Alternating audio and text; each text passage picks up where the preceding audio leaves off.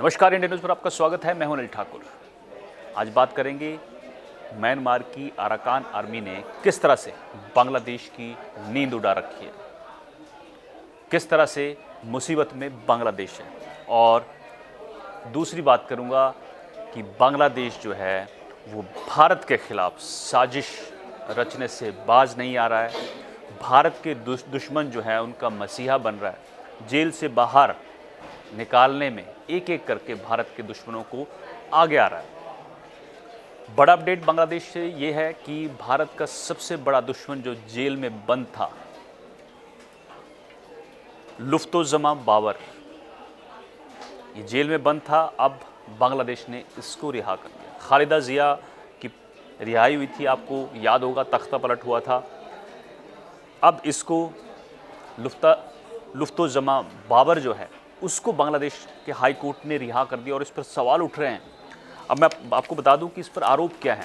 ये पूर्व गृह मंत्री है, बांग्लादेश नेशनल पार्टी बीएनपी की सरकार में ये गृह मंत्री रह चुका है ये आदमी। और इस पर बड़ा आरोप ये था कि जो भारत के विद्रोही थे, पूर्वी हिस्से में जो उग्रवादी संगठन चलते थे, भारत के विद्रोहियों को हथियार सप्लाई करने का आरोप इन पर लगा। उसके बाद ये दोषी पाए गए, जेल भेजा गया। लेकिन आपको बता दें कि 2004 का मामला है ये। पुलिस ने 10 ट्रक पकड़े थे हथियारों के, एक या दो ट्रक नहीं, 10 ट्रक जो हैं। देखिए कि भारत के खिलाफ कितनी बड़ी साजिश हो रही थी। और 10 ट्रक जो हैं वो बांग्लादेश से असम के लिए भेजे जा रहे थे, जो बॉर्डर पर उग्रवादी संगठन थे उनके लिए। और उन 10 ट्रक में निकला क्या था? 27,000 ग्रेनेड, 150 रॉकेट लॉन्चर, 1 करोड़ से ज़्यादा की कारतूस जो है, 1 करोड़ से ज़्यादा कारतूस जो हैं 10 ट्रक में पाई गई थी। 27,000 ग्रेनेड मैंने आपको बताया, 150 रॉकेट लॉन्चर मैंने आपको बताया, और 1100 मशीन गन भी इन ट्रक्स में जो है मिली थी। तो ये तबाही का सामान जो है ये भारत के लिए ये बंदा भेज रहा था, बाबर। और अब इसको बांग्लादेश ने रिहा कर दिया। जैसे जैसे भारत के साथ तनाव बढ़ रहा है, बांग्लादेश जो है अपनी हरकत दिनों दिन जो है वो भारत को दिखा रहा है। वो कोशिश कर रहा है कि किस तरह से भारत को जो है परेशान किया जाए। दरअसल उल्फा जो पूर्वी भारत का एक उग्रवादी संगठन था, उग्रवादी संगठन United liberation front of Assam, इनको सप्लाई करने वाले थे। अब सोचिए कि जो इनका कमांडर है, उल्फा कमांडर, उसको भी बांग्लादेश ने जो है उसको सज़ा सुनाई गई थी, मौत की सज़ा।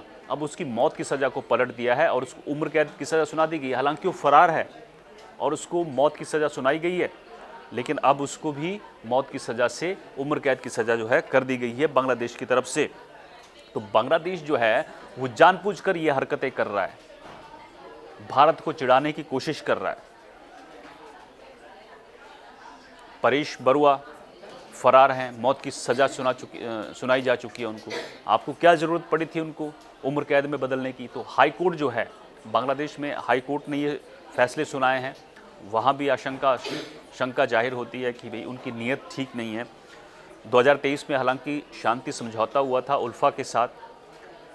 उसके बाद परेश बरुआ ने अलग उल्फा 1 करके एक अलग गुट बनाया था। तो ये जो बांग्लादेश की हरकतें सामने आ रही हैं, बांग्लादेश चिढ़ाने की कोशिश कर रहा है और कोशिश कर रहा है कि भारत को जैसे तैसे परेशान किया जाए। लेकिन अपने हालात बांग्लादेश की ठीक नहीं है। अभी शेख हसीना की पार्टी जो है एक लिस्ट जारी की है, 400 कार्यकर्ता जो हैं और नेता मारे जा चुके हैं वहाँ पर। अब किसी भी देश में अगर विपक्षी जो पार्टी है, विपक्षी दल या सत्ता में थी शेख हसीना, उनकी पार्टी के 400 लोगों को मार दिया जुलाई से लेकर अब तक। तो बांग्लादेश के हालात जो हैं कत्लेआम, वहाँ सब कुछ ठीक नहीं चल रहा है। लेकिन अभी भारत इस कोशिश में है कि सब शांत हो जाए, मान जाए। नहीं तो 13 दिन तो पाकिस्तान की सेना को शांत करने में लगे थे, यहाँ मुझे नहीं लगता 10 भी नहीं लगेंगे। हालांकि इनके लिए म्यांमार की अराकान आर्मी ही काफ़ी है, उन्होंने नींद उड़ा रखी है। वहाँ जो गृह युद्ध चल रहा है उसके चलते जो है रोहिंग्या जो वहाँ पर हैं वो बहुत प्रभावित हैं। अब वो क्या कर रहे हैं, वो भाग रहे हैं। अराकान आर्मी जो है इन रोहिंग्याओं को लगातार वहाँ के गांव में रहते हैं वहाँ से भगाती है, बॉर्डर पर शरण ले लेते हैं। अब क्या है कि जो वहाँ की जुंटा सेना है उसके बीच और अराकान जो विद्रोही आर्मी है उनके बीच लड़ाई चल रही है। रखाइन प्रांत जो है उस पर ज़्यादातर कब्जा जो है अराकान आर्मी का है, तो वहाँ पर रोहिंग्या भी बड़ी तादाद में है बॉर्डर पर। अब वो इतने प्रभावित हो रहे हैं कि उनके लोग मारे जा रहे हैं, वो भाग रहे हैं वहाँ से। डेड बॉडीज़ जो हैं वो भी उठाने का वक्त नहीं है उनके पास, वहाँ से भाग रहे हैं। हज़ारों रोहिंग्या जो हैं प्रभावित हैं और देश छोड़ने को मजबूर हैं। जाएंगे कहाँ? बांग्लादेश। और बांग्लादेश बॉर्डर पर जो गार्ड रोक लेते हैं उनको। तो अभी भी लाइन में जो हैं हज़ारों रोहिंग्या बांग्लादेश के बॉर्डर पर खड़े हैं, वहाँ से खदेड़ा जा रहा है, यहाँ से रोका जा रहा है। तो बांग्लादेश के हालात ठीक नहीं हैं। और कुछ हिस्से पे मैंने आपको पिछले वीडियो में बताया था कि किस तरह से अराकान आर्मी ने बांग्लादेश की बॉर्डर पर कई हिस्सों पर कब्जा कर लिया था। और ये विद्रोही गुट अगर आगे बढ़ते हैं तो फिर बांग्लादेश की मुश्किलें बढ़ जाएंगी। लेकिन बांग्लादेश जो हरकतें कर रहा है, जिस तरह से भारत को चिढ़ाने की कोशिश कर रहा है, अपनी हरकतों से बाज आ जाना चाहिए। आप कमेंट्स करिए कि बांग्लादेश जो कर रहा है, जिस तरह से आज उसने एक बड़े दुश्मन को, भारत के दुश्मन को रिहा कर दिया, जो 11 ट्रक जो हैं हथियारों से, बारूद से भरे हुए जो भारत भेज रहा था भारत को दहलाने के लिए, उसको आज रिहा कर दिया गया। उल्फा का जो कमांडर था उसको मौत की सज़ा सुनाई गई थी, उसको उसकी सज़ा को उम्र कैद में बदल दिया। तो ये हरकतें जो बांग्लादेश की हैं बड़ी ख़राब हैं। और हालांकि भारत को कुछ ज़्यादा फ़र्क नहीं पड़ने वाला, जिस दिन औकात दिखानी होगी बहुत अच्छे से दिखा देंगे। आप कमेंट करिए और लिखिए कि बांग्लादेश जो कर रहा है वो कितना गलत है और कितने दिन बांग्लादेश को लगेंगे औकात दिखाने में, ज़रूर लिखिएगा। फिलहाल मेरे साथ इतना ही। आप देखते रहिए इंडिया न्यूज़। नमस्कार।